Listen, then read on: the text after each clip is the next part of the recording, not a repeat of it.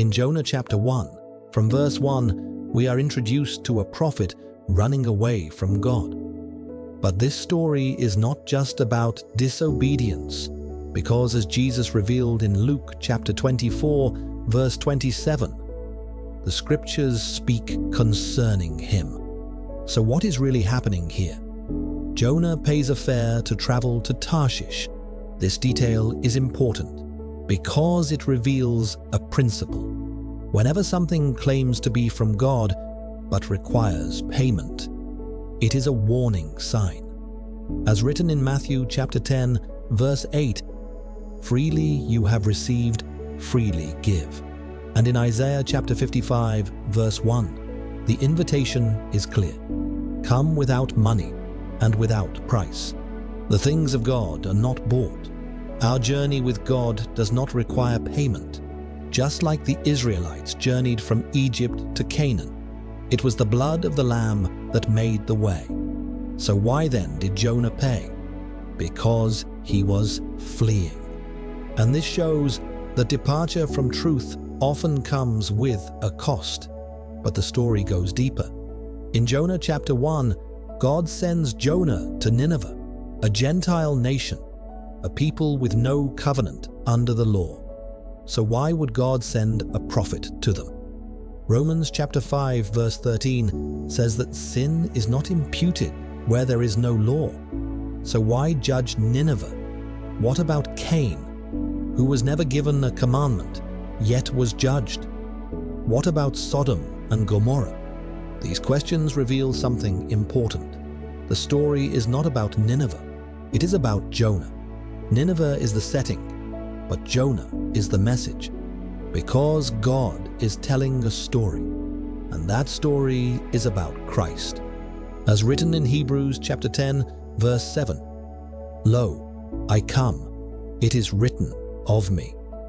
God uses different people, different places, but the message remains the same. Jesus himself confirms this in Matthew chapter 12, that Jonah was a sign pointing to him. So how does Jonah represent Christ? In Luke chapter 2, verse 21, we see Jesus born under the law, circumcised according to it. This is what Jonah entering the ship represents. The ship symbolizes the Old Testament system, a system filled with wares representing the law, and Jonah is inside it. Just as Christ came under the law, as written in Galatians chapter 4, verses 4 to 5, Jonah is asleep in the ship. This reflects the hidden nature of Christ's mission during his early years, a quiet period until the time of revelation. But then the storm comes, and everything begins to change. The wares in the ship are thrown into the sea. This is not random, it represents the removal of the law.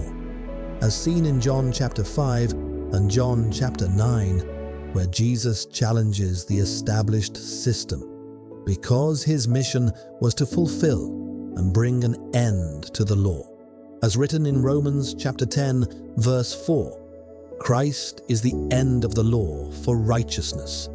Who were the men on the ship? They represent the priests, the scribes, and the Pharisees.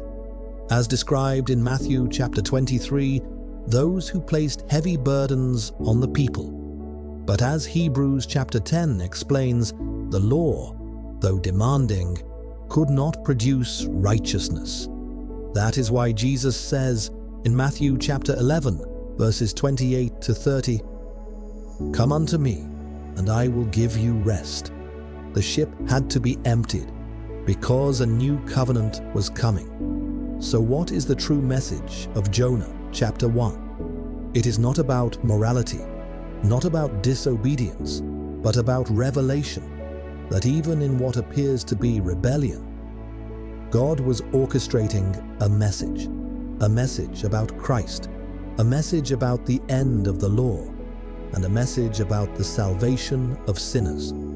Because in the end, the scriptures are not random events, they are carefully arranged testimonies, all pointing to one person, Jesus Christ.